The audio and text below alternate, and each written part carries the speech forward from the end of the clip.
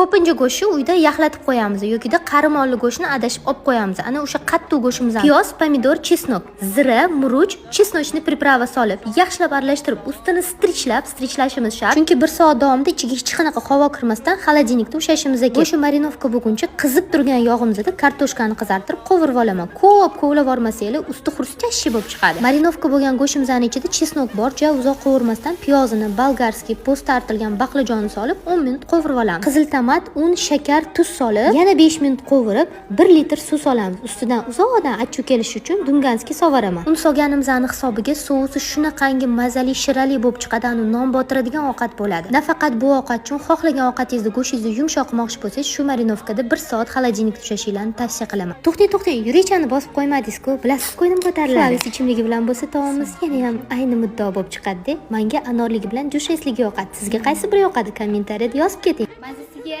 gap bo'lishim mumkin. Olinglar. To'xtang, hali ham yurechani bosmadingizmi? Bilasiz-ku, qo'ynim ko'tariladi. Menga motivatsiya